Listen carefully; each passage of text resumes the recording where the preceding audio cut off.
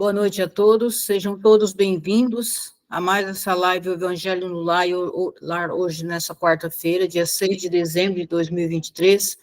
Hoje nós vamos fazer o Evangelho do livro do Evangelho à Luz do Cosmo, que é do nosso irmão Ramatiz.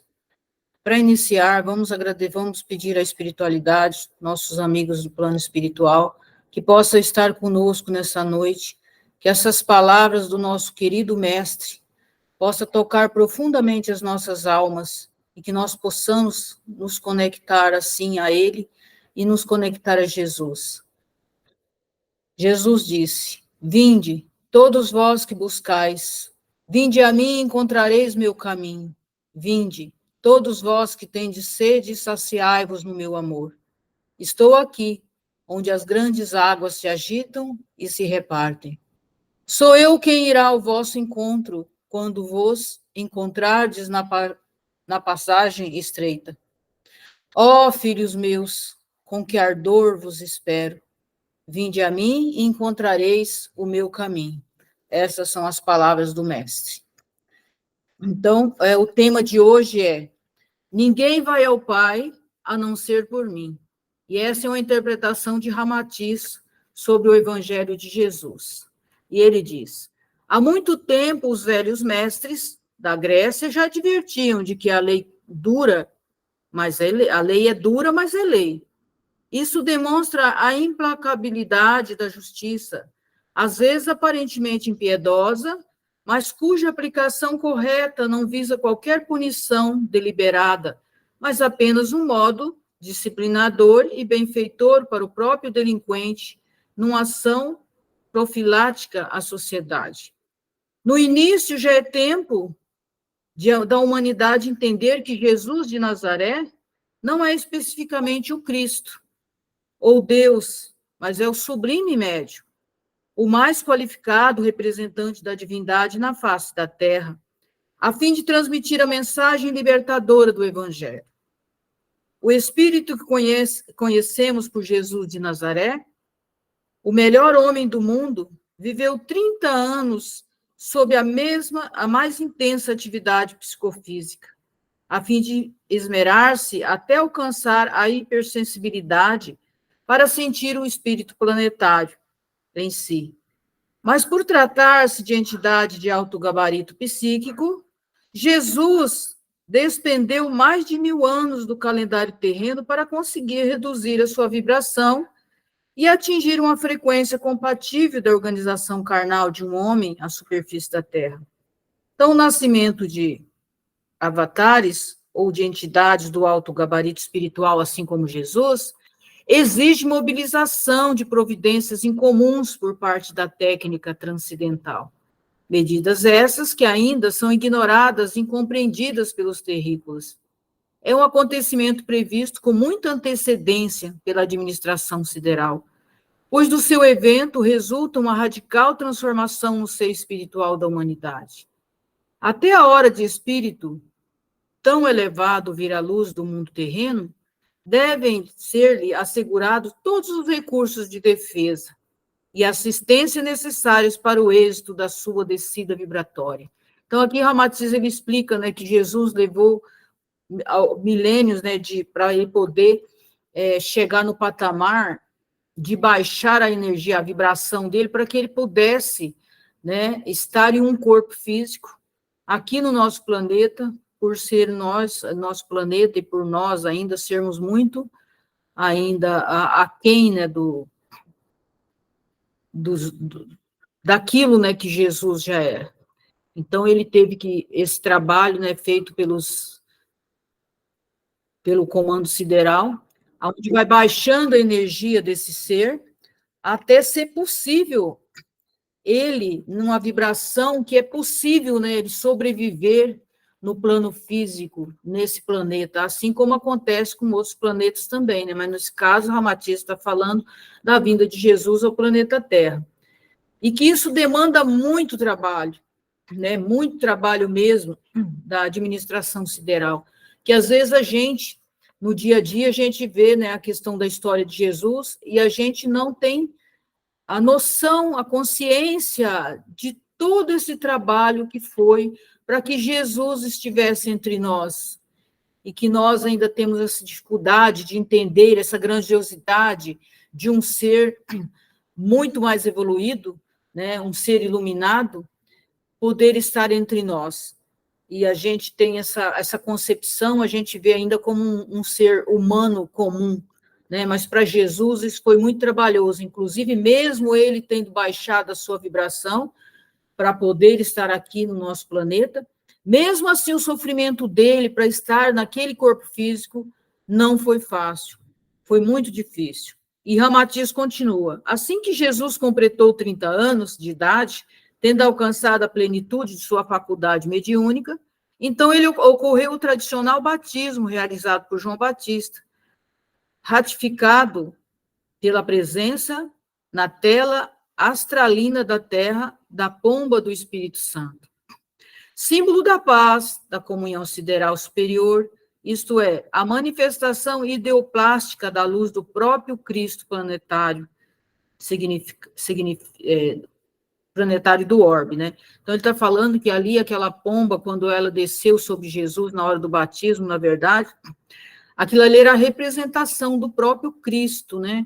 Que nós estamos falando de Jesus, mas aqui ele deixa bem claro, Jesus não é o Cristo, né? Existe o Cristo, era como se fosse o mentor dele, né? O Cristo está acima, hierarquicamente falando, de Jesus. Então, ali, aquele pombo, ele veio representando esse Cristo, né? O Cristo planetário do nosso orbe, ou seja, o Cristo que toma conta do planeta Terra, né? Porque existem vários Cristos, né? Cada planeta tem um Cristo que é representante, que é um Cristo que é responsável, né, pelo planeta. Aliás, etimologicamente, a palavra Christos significa o ungido, o que então se dizia de Jesus por ter sido eleito para a missão de ensinar à humanidade terrena o caminho da verdade para a vida real e eterna. Realmente, Jesus passou a ser considerado ungido pelos próprios apóstolos. E em seguida, a cerimônia do batismo, em cujo momento os clarividentes puderam vislumbrar a munificante presença do Cristo, simbolizado na figura imaculada e pacífica da pomba do Espírito Santo.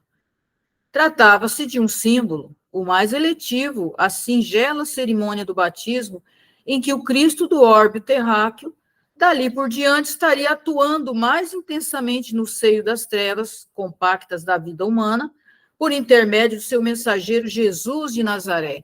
Ou seja, ele está dizendo que naquele momento, quando foi feito o batismo de Jesus, que veio a pomba, a representação do Cristo, né, através da pomba, a partir daquele momento, o Cristo, que é responsável pela terra, ele começou a atuar mais próximo, né, da humanidade, sob as trevas, né, para que iluminasse as nossas consciências, que iluminasse aquele período, né, que agora a Terra não seria mais a mesma, o entendimento já seria um outro, que Jesus estaria trazendo, né, que era na verdade, Jesus estava trazendo esse pensamento já do Cristo, tá? Então, através dos relatos bíblicos, verifica-se que o mestre Nazareno ficou conhecido por Jesus Cristo, que significa ungido do Senhor, mas, na verdade, o Cristo era o próprio mentor dele, né? Então, na missão de transmitir e explicar, através de vestimenta verbal do Evangelho, as próprias leis e princípios do cosmos, né? Então, Jesus, ele é responsável para trazer o Evangelho, que é as próprias leis e princípios do cosmos. Em verdade, o Cristo divino, o Logos, ou o Espírito planetário da Terra, é anterior à existência de Jesus de Nazaré. Embora entre os religiosos dogmáticos e espiritualistas, inclusive mesmo a maioria dos espíritas, se considere heresia ou blasfêmia que Jesus é uma entidade humana e o Cristo, o Logos, o elemento divino de que foi medianeiro, esta é a verdade impossível de ser deturpada ou desmentida, né? Então, aqui ele vem mais uma vez explicar que Jesus não era o Cristo, né? Mas o Cristo era o próprio mentor de Jesus. Então, o Cristo, ele é uma entidade angélica, o Logos planetário terráqueo, ou o espírito crístico da Terra, cuja elevada frequência vibratória o torna impossibilitado de qualquer ligação ou atuação direta nas formas dos mundos materiais.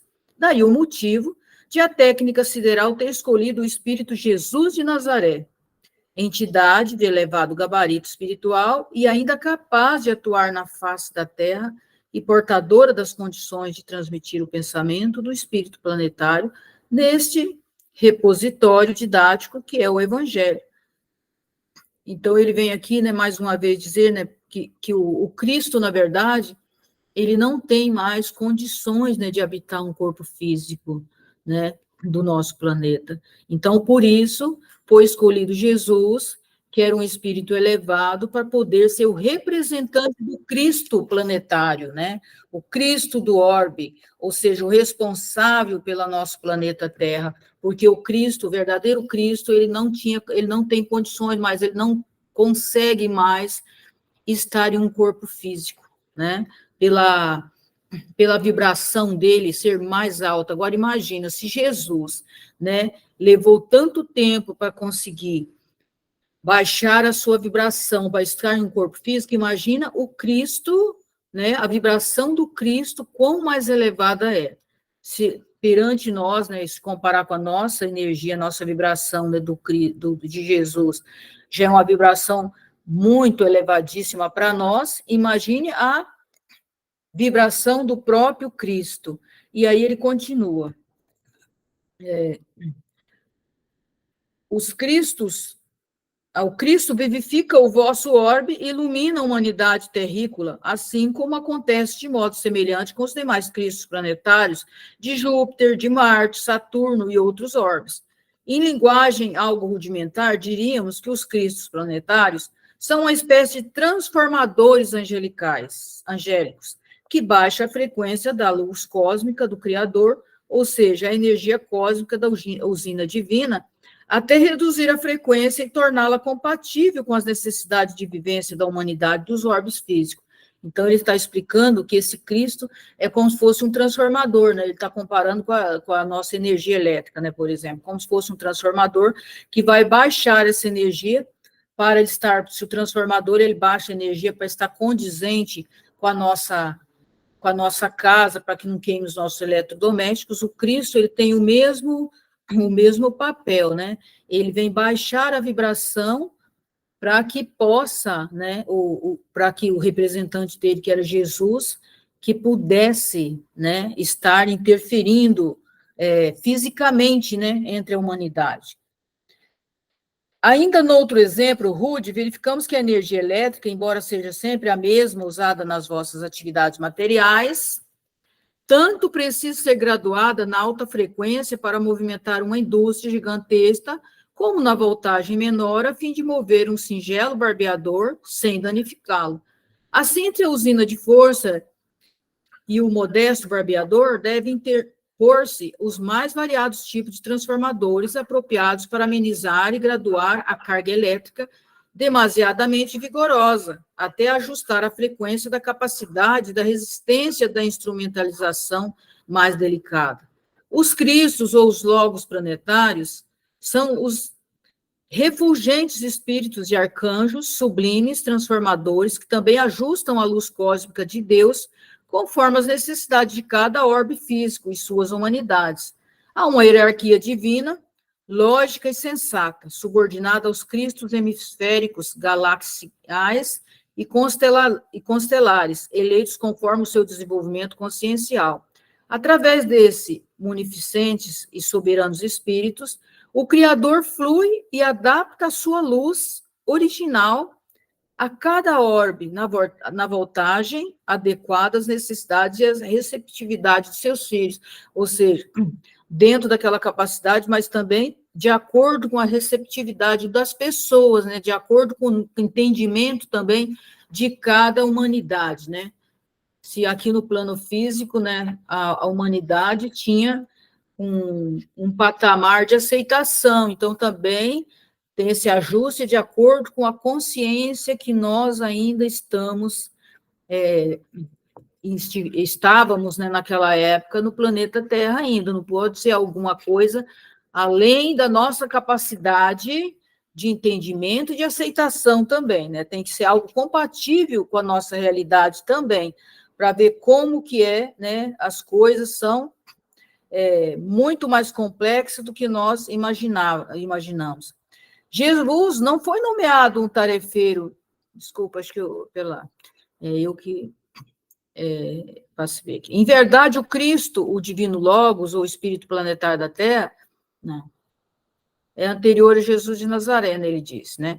Então, Jesus não foi nomeado um tarefeiro incomum, mas eleito pela sua elevada sabedoria e excelso amor, tratando-se de única entidade ainda no comando de vossa humanidade, capaz de servir de intermediário eficiente e correto da inalterável mensagem do amor do Cristo terráqueo.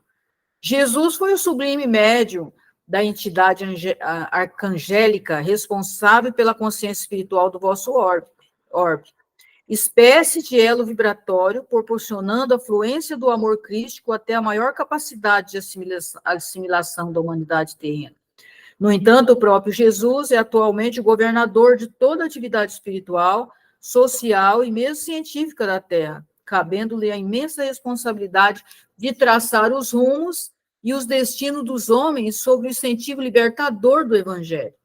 Lembrando a honestidade e retidão de um mestre amoroso e leal, Jesus, há 2000 anos, decidiu-se pelo sacrifício estoico num corpo físico, a fim de despertar os seus tutelados para o amor, embora ainda tratando-se de homens primários.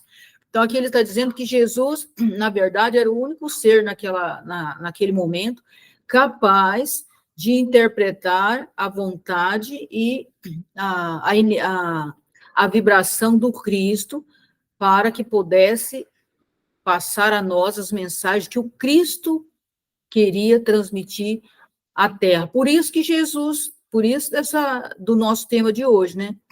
Ninguém vai ao Pai a não ser por mim.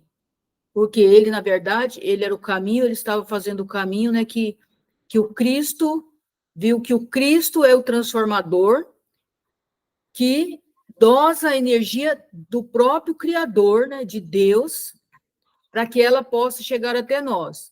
Então, Jesus fazia parte desse caminho, né? O Cristo estava transmitindo as mensagens, a vibração do próprio Deus, né, na sua dosagem que era possível, a nossa recepção, e Jesus estava transmitindo a vibração do próprio Cristo, né? Então, um médium do outro. Mas, em sua sabedoria sideral, ele compreendia perfeitamente a natureza psíquica de vossa humanidade, pois os pecados dos homens eram frutos de sua imaturidade espiritual.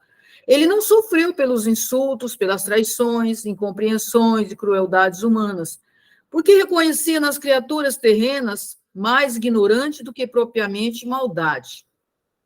Os professores conscientes e bem preparados jamais se ofendem com as estulticias e travessura dos alunos que ainda frequentam os jardins de infância e mesmo os cursos primários de alfabetização. Eles não consideram injúrias, os crimes, aquilo que ainda é próprio da irresponsabilidade infantil.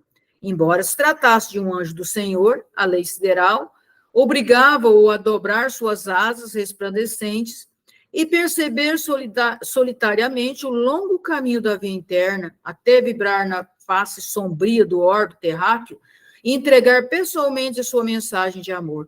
Após ajustar o seu corpo mental e reativar o mecanismo complexo do cérebro perispiritual, Jesus então revitalizou o corpo astralino, já inativo pela ausência das emoções e paixões humanas, a fim de vibrar novamente ao nível das atividades físicas, né?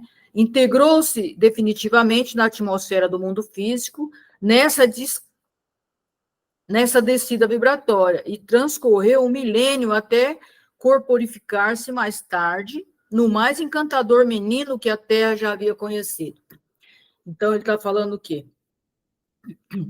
Que Jesus, né, ele já não tinha nem mais o perispírito, que ele não necessitava mais disso, ele só tinha os corpos superiores, né, que a gente chama os corpos superiores, os corpos mais sutis, mas teve que ser reconstituído novamente o seu perispírito, ele teve novamente que usar o que é chamado da túnica nupcial lá, né, naquele outra parte do evangelho, que é o nosso perispírito, teve que ser reconstituído novamente para que ele pudesse atuar em um corpo físico no nosso orbe, né, porque o orbe onde Jesus viveu nem existia mais.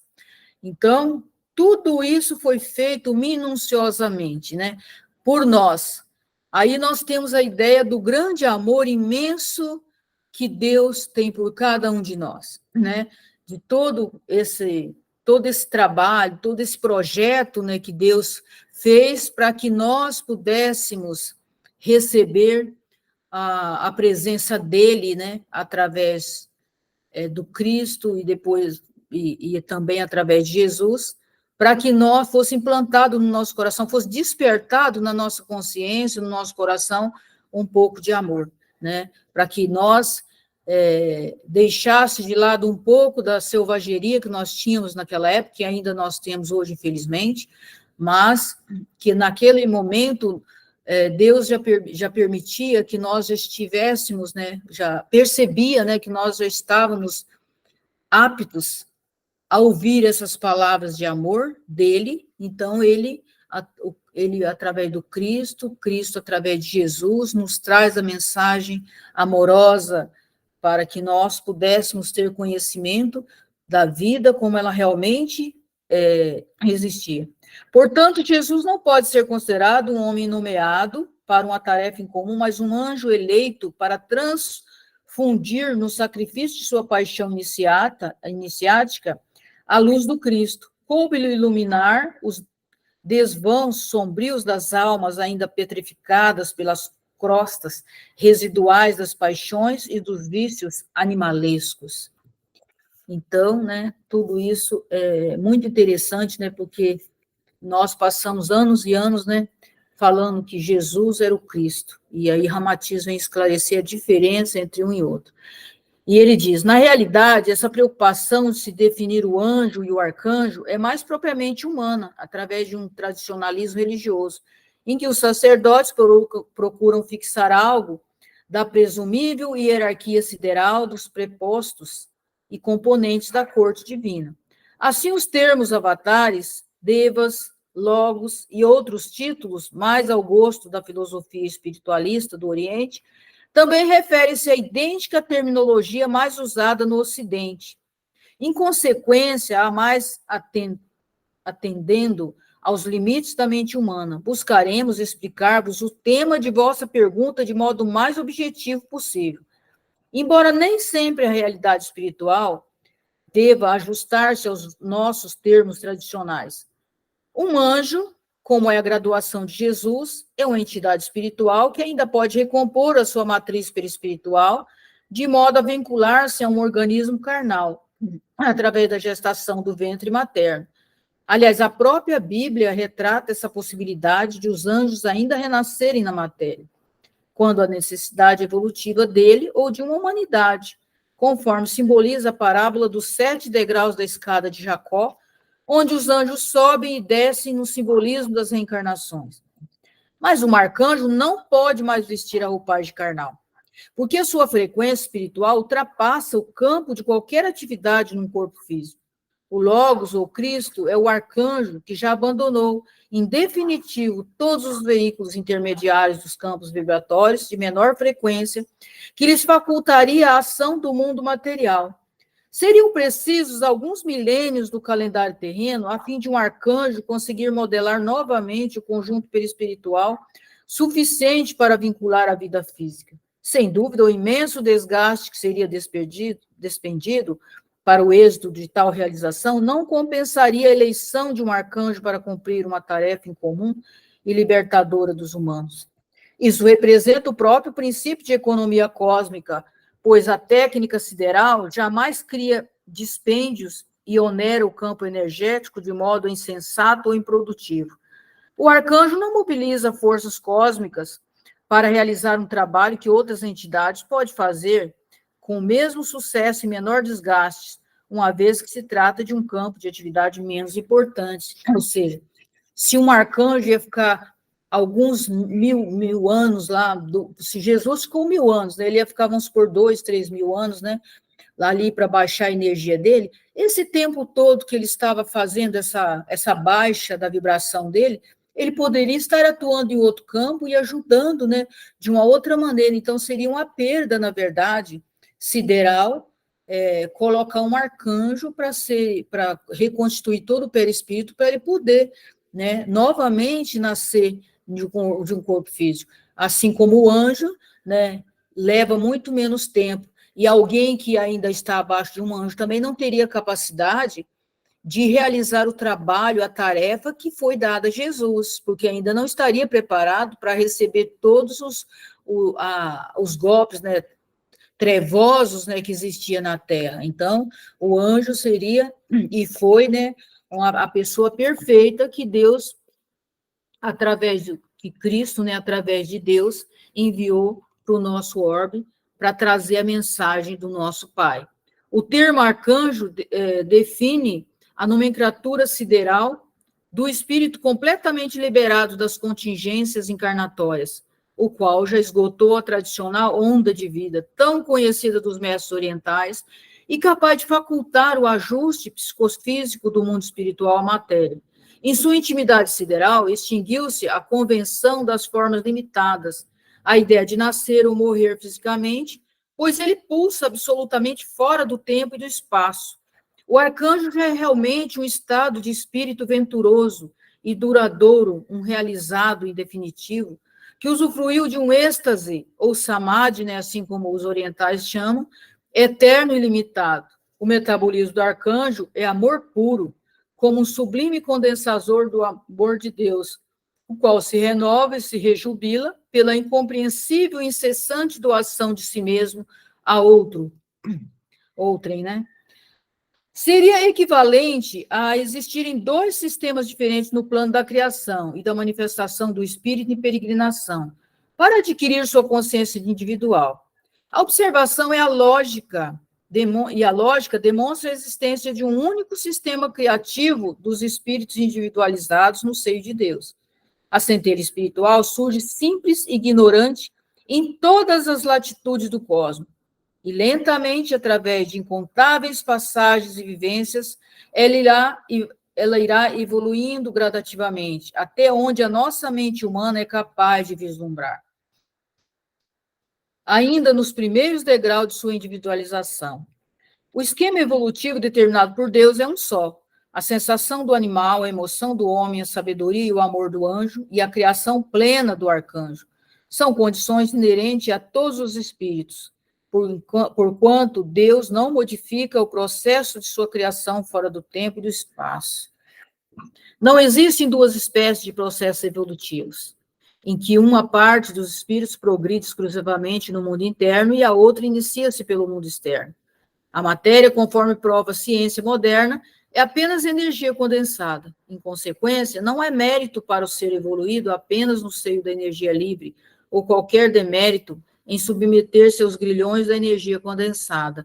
Ou seja, aqui ele está falando da energia livre, né, que seria a energia do plano do mundo espiritual, né, a energia condensada é a energia do plano físico. Então, ele está dizendo que não é mérito nem desmérito, não importa, né, nos dois setores, tanto na energia liberada quanto na energia condensada, que é no nosso caso, o plano físico, as pessoas, elas evoluem, né? Elas também continuam evoluindo.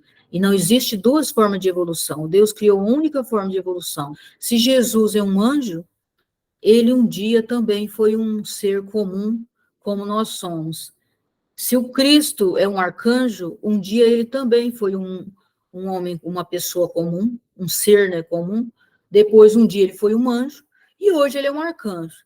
E nós somos seres comuns hoje, um dia nós seremos um anjo, e um dia nós também seremos arcanjo. É nesse sentido que ele está falando, que não existe duas formas de evolução. Deus não criou os bonzinhos e os mauzinhos, Deus simplesmente criou, né? A evolução é fruto de uma operação espontânea, um impulso ascendente que exige no seio da própria centelha por força de sua origem. À medida que se consolida o núcleo consciencial, ainda no mundo do espírito, a tendência expansiva dessa consciência primária é de abranger todas as coisas e formas. Por esse motivo, ela não estaciona num dado momento, no limiar da fenomenologia física, mas impregna-as, impelida pelo impulso criador de Deus. Assim, o mais insignificante átomo de consciência espiritual, criado no seio do cosmos, jamais poderia cercear o ímpeto divino que o aciona para o aperfeiçoamento e, consequentemente, para a própria condição angélica. Isso é fruto da legislação global do universo, que se exprime pela igualdade, sem qualquer privilégios ou diferenciações na escalonada do espírito em busca de sua eterna ventura. Todo arcanjo já foi homem, todo homem será arcanjo. Essa é a lei. Aliás, a importância da vida e o aperfeiçoamento do espírito não reside na organização provisória e usada para despertar a sua consciência, mas sim no autodesenvolvimento que pode ser alcançado habitando a terra ou o espaço. Não há milagres, nem subterfúgios da parte de Deus. Nenhuma entidade espiritual, malgrado ser um logo solar, poderá ensinar, orientar ou alimentar humanidades encarnadas, caso não se trate de uma consciência absolutamente experimentada daquilo que pretende realizar. Então, aqui, né, quando o Ramatiz fala isso, eu me lembrei quando o Yogananda falava, né, que ele só falava aquilo que ele experienciava, e a maioria dos orientais faz isso, né? Eles só passam para frente aquilo que ele já experimentou e que ele sabe da prática, né, aonde que vai dar. Ele fala assim, ó, não havendo graça, nem privilégio divino, obviamente os arcanjos também fizeram sua escalonada cerebral, mesmo caso, não, aqui, não havendo consciência absolutamente, uma consciência, humanidade encarnada, caso não se trate de uma consciência absolutamente experimentada daquilo que pretende realizar, essa pessoa não pode ser responsável pela humanidade, ou seja, ela tem que ter experimentado todas as situações, as dificuldades, né, que todo ser atravessa. Aí, depois que ela atravessou todas as provas, todas as experiências, né, que se tornou um arcanjo, aí sim essa pessoa, ou um anjo, né, aí sim essa pessoa está, esse ser, né, não é essa pessoa, esse ser está apto a se responsabilizar e a trazer ensinamento para uma humanidade. Sem esse requisito, não tem como, porque senão você teria palavras vãs, né, vazias, que a pessoa nem sabia se aquilo era real ou não. E aí ele continua.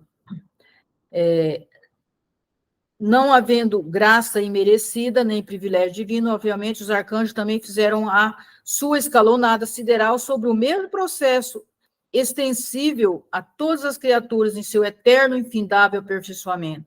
Se um arcanjo ou logos planetário pode ligar-se ao espírito de um medianeiro, como Cristo uniu a Jesus, e sendo incessante o progresso espiritual, mais cedo ou mais tarde, o próprio Jesus alcançará a mesma frequência e condição arcangélica.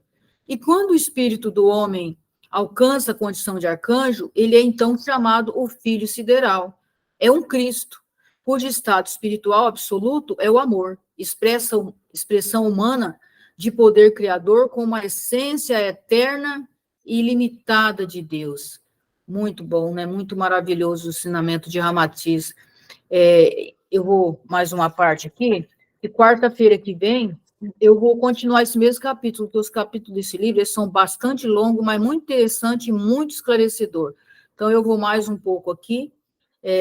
Repetimos, Jesus não é o Cristo, porém a consciência angélica mais capacitada, hipersensível e credenciada para comunicar a vontade, o amor e a fulgência de luz desse sublime logos, o arcanjo planetário.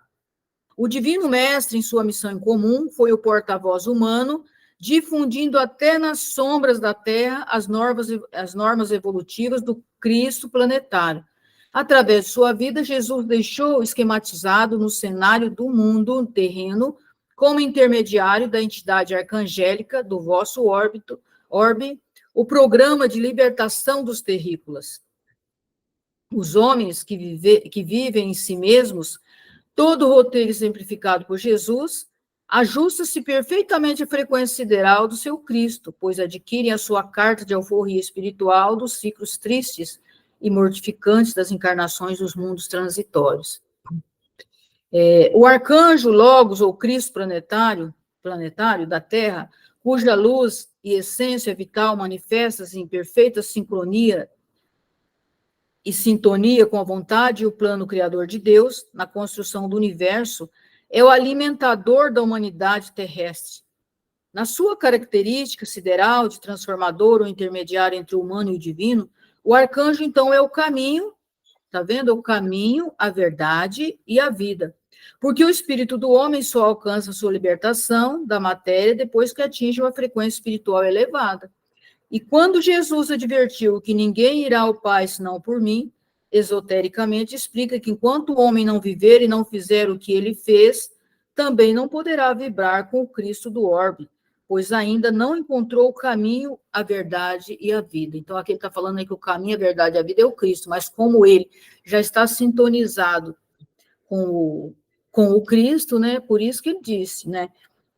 Enquanto, quer dizer, ele quis dizer o quê? Que enquanto nós não estivermos alinhados, né, nessa vibração com que ele já estava de anjo, nós não teremos essa capacidade de entender, de descobrir o caminho, né, a verdade e a vida. E aí eu vou só mais uma parte aqui, daí eu vou parar e deixar para a próxima semana, tá? Mas vamos lá. Jesus é considerado pela escolástica religiosa o Salvador, porque até o momento que ele exauriu-se na cruz, o vosso orbe ainda vibrava sob a intensidade quase absoluta do signo de animalidade. Malgrado a tarefa superior e anterior dos outros instrutores, como Forri, Hermes, Buda, Krishna e outros que impuseram as normas corretas do progresso espiritual, Jesus foi o sintetizador absoluto de todas as fórmulas salvacionistas, além do mais perfeito e fiel comunicador da luz do Cristo planetário, a Terra. Após a desencarnação de Jesus, o orbe terráqueo vibrou ainda mais sensível à causa espiritual, porque através do seu holocausto transfundiu-se mais a luz crística na intimidade até a periferia do orbe, tornando as trevas menos densas. O Divino Mestre abriu clareiras de luminosidade na face da Terra, enquanto plasmava o código moral da humanidade terrena através da sua mensagem salvadora. Por isso merece e corresponde perfeitamente ao cognome de Salvador, porque do seu exemplo, do seu sacrifício, de sua vida, é que o homem terreno pode encetar a sua libertação na prisão educativa carnal. Ou seja, através das palavras de Jesus, né, através do ensinamento dele, ele veio nos libertar a nossa consciência para que nós entendêssemos, né, quem nós realmente éramos, quem nós realmente somos, e que nós pudéssemos, né, trilhar um novo caminho e saber, né, que esse Deus é amoroso, que ele é um pai, que ele mandou um de seus filhos aqui para que trouxesse a sua mensagem, para que trouxesse a sua verdade, para que nós não ficássemos mais ignorantes como nós éramos, para que nós tivéssemos, né, um maior conhecimento e que soubéssemos que aquela vida que nós achávamos que era daquela forma não era, né? Que era muito mais do que isso. E hoje nós ainda temos a dificuldade de entender tudo isso ainda que Jesus falou, que era algo tão profundo, algo tão abrangente, que nós ainda estamos, né, aos pouquinhos tomando consciência da real plenitude e foge da nossa capacidade de compreensão toda essa grandiosidade de Deus, porque nós ainda somos muito pequeninos na nossa consciência, na nossa concepção, né, de quem realmente nós somos. Nós ainda ignoramos quem nós somos, nós ainda ignoramos o poder divino que existe dentro de cada um de nós. Por isso nós ainda lutamos, nós ainda temos a dificuldade de conduzir nosso barco, né, nesse mar imenso que é a vida no plano físico, porque nós ainda não temos essa capacidade de abrangência consciencial de entendermos, né, a plenitude, a profundidade daquilo que Jesus veio trazer até nós. Mas, como o Jesus disse, que tudo isso é gradativo, né? Que nós, aos poucos, nós vamos evoluindo a nossa consciência e, aos poucos, nós vamos descobrindo que há muito mais coisa do que aquilo que nós conhecemos e que nós conhecemos ainda muito pouco. É como se fosse um pinguinho, né, no meio do grande mar, um grãozinho no meio da areia da praia, aquilo que nós temos a capacidade de percepção. Que o dia que nós tivermos aberto a nossa consciência, que tiver realmente a consciência, não intelectual, a intelectualidade, mas a nossa consciência de quem realmente é Deus e que Ele está dentro de nós, nós teremos vencido todas as nossas mazelas, todas as nossas dificuldades. Mas então, vamos, eu vou encerrar por aqui, vou parar a gravação.